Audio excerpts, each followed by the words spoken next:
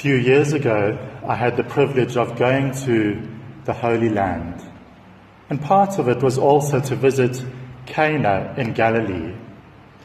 And just 5 minutes before my lift came to take me to the airport, Father Finbar phoned me, and he said, "Make sure once you've gone to the little church in Cana, that afterwards, opposite the church, you go to a little shop, and there you will find a woman named Zaitun. Give her my greetings and give her a hug for me." So I said, "Okay."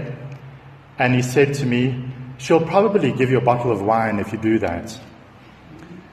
So I very faithfully carried out his instructions.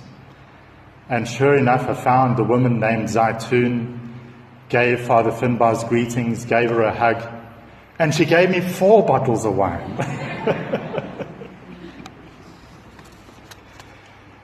Today I'd like to think about signs and miracles in our lives. When the Peanuts cartoon by Charles Schulz was introduced in 1950, the newspaper editor named the cartoon Little People. No other paper picked up this cartoon. And then Charles Schulz changed the name to Peanuts, which became the most prolific cartoon of all time. Phil Knight began a shoe company in Portland, Oregon in 1964. Sales were sluggish for his shoes labeled Tigers. In 1971, Caroline Davidson, a Portland State co-ed, suggested the swoosh of the Greek goddess Nike as the shoe's logo. The swoosh is now the most familiar symbol in athletic clothing. The right word, the right symbol is critical. Today's gospel says of Christ changing water into wine at Cana. Jesus did this as the beginning of his signs. The Gospel of John never uses the word miracle. The other Gospels all refer to the miracles of Christ. But John, the extraordinary actions of Christ, are never called miracles. They are called signs. These marvelous actions of Christ are not as important as displays of power, but in the message that they convey. The wonders of Christ are not miracles for John. They are signs of something deeper.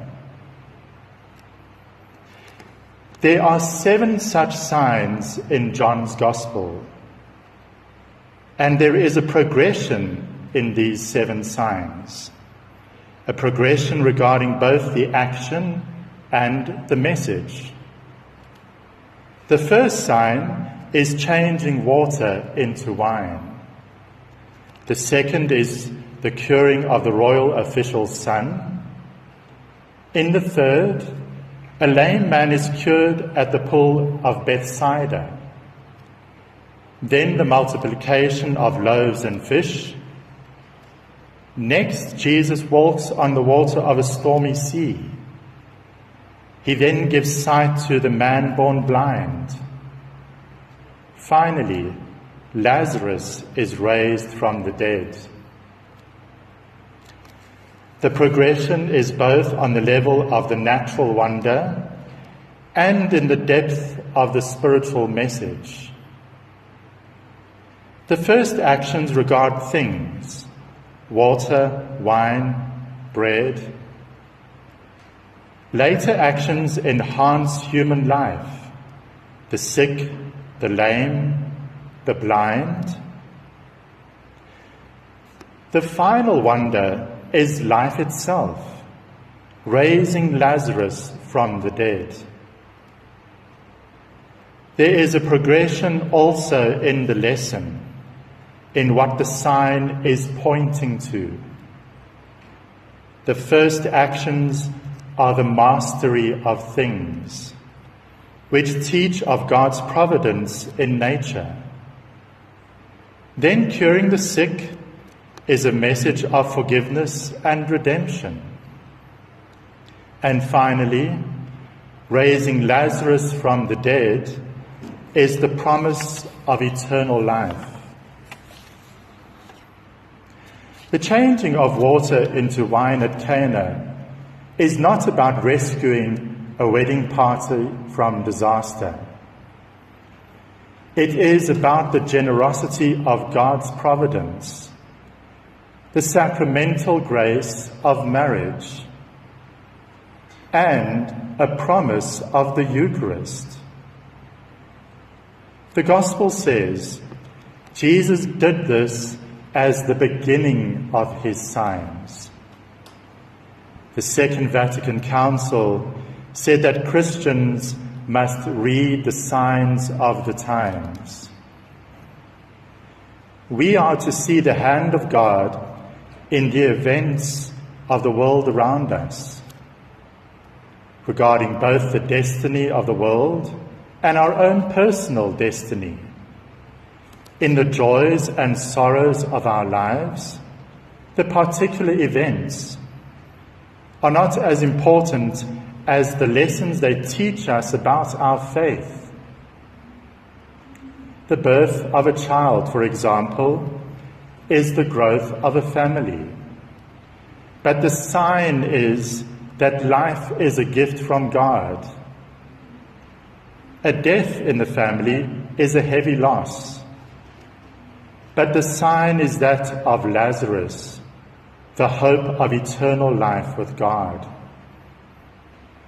The loss of a job, relocating, and declining health are all human setbacks. But their sign is that faith in God is our only constant in this transient life.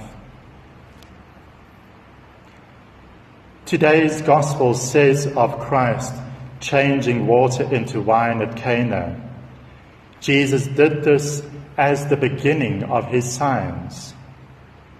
In John's Gospel, nothing is as it first seems. In our own lives, nothing is as it first seems. The marvels of Christ are not miracles, they are signs. The miracles in our own lives are also signs. What word of love is the Lord speaking to you today?